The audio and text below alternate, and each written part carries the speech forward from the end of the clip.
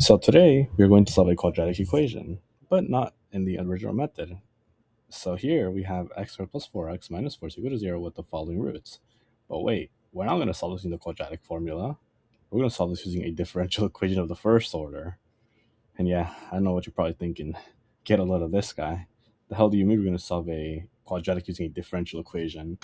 Well, first we start off by setting 4 equal to t, which gives us this following equation.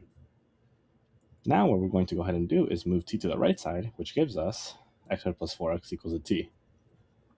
Now we're going to go ahead and take the first derivative with respect to t to get the following expression.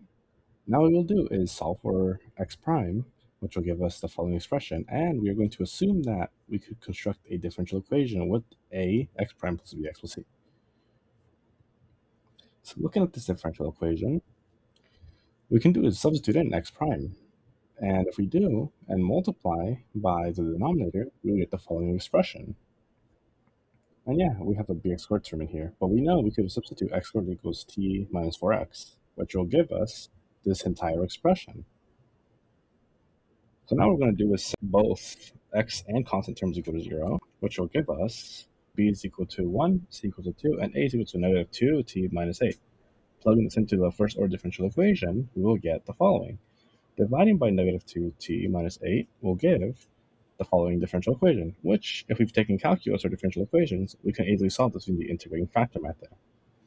So if we find this differential equation's integrating factor, we will find that it is 1 over square root of t plus 4, which then if we plug that into the general solution and find x, we will find it is negative 2 plus c1 times the square root of t plus 4. And then we have to solve x squared plus 4x equals 0. We find x equals 0 and negative 4, which gives us two initial conditions. Plugging these initial conditions in, and then we find the general solutions to x by plugging in t equals 4, we get the original solution to the quadratic without the quadratic formula. So yeah, that's how you solve a quadratic using a differential equation.